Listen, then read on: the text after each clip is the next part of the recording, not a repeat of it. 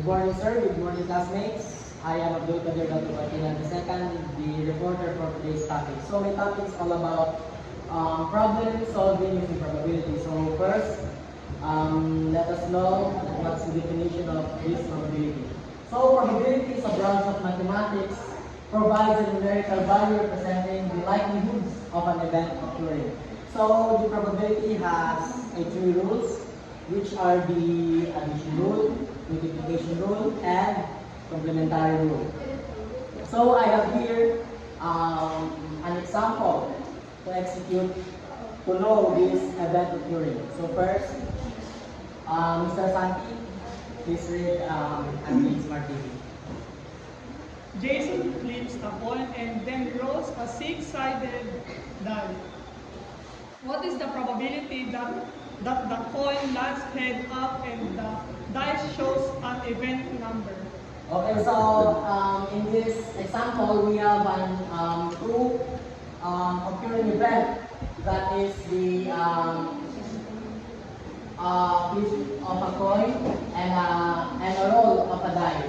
So, as you all know, this two event is independent event because it don't complement each other. Because when you flip a coin, it does not complement the die that you will roll. So here we have to execute this scenario. So Jason flips a coin. So flip a coin and then rolls a six-sided die. What is the probability that the coin lands heads up and the die shows an even number? So when you see the word and, it means multiplication. Basta may makita kayong and sa problem, guys, it indicates multiplication. So, the possible outcome of the coin that is flipped is 2. So, ilagay natin sa denominator of 2 over flip a coin. So, ang possible outcome ay 2.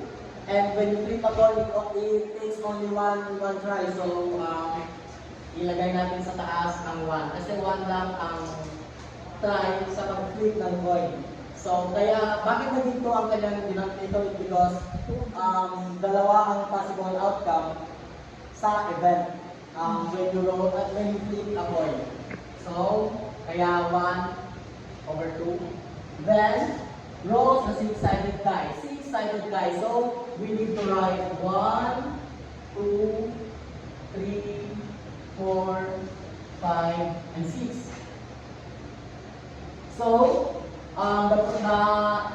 the problem here is how to calculate the coin that heads up and the die shows an even number. So, the even number plus are the 2, 4, and 6. So, ilagay natin ang even number ay 3, di ba, sa problem. So, the total number of the dice is 6. So, ilagay natin yung 6 sa denominator and the even number which are 3. Ay 3 numbers na ito ang calculated. So, 3 over 6. So, pwede siya i-simplify bilang 1/2. So, di ba kanina n, it indicates multiplication. Lagay tayo ng todo. So, pwede natin i-simplify yung 3 over 6 bilang 1/2. So,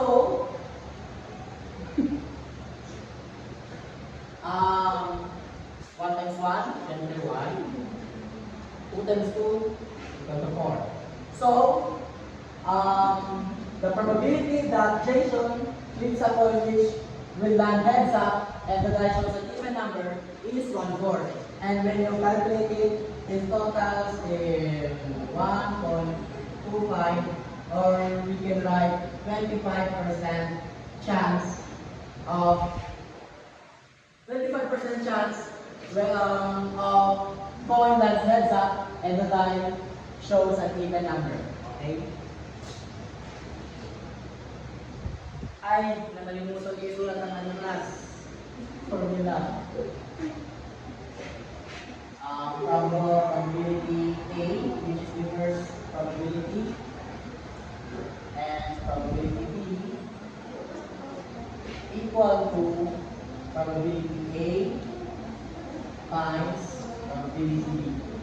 So ayan ang kanyang formula guys. First, you indicate the event occurring, then equal yung dalawa times yung dalawa kasi ang nasulat natin dito na problem is n which indicate multiplication.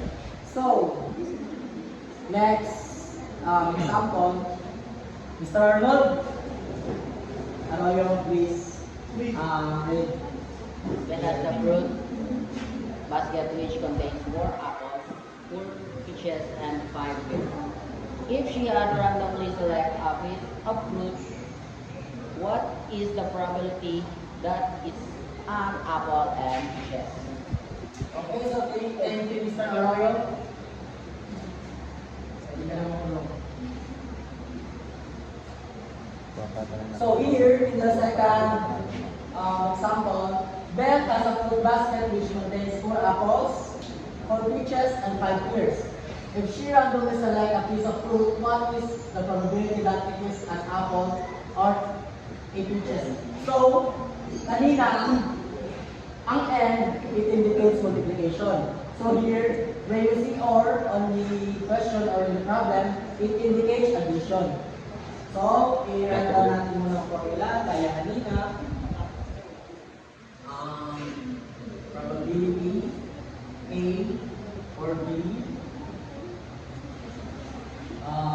equals to probability A plus probability B.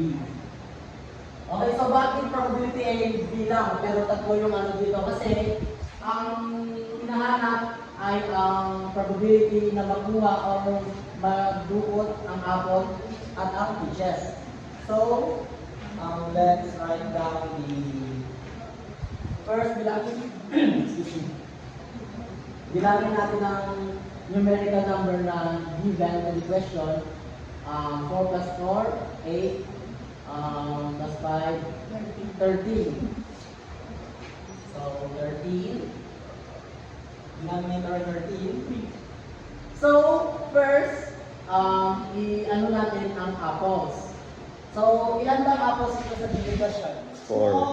So, 4. Then, ang peaches, 4. also 4. So, same pa rin yung denominator kasi paano nakuha natin yung class?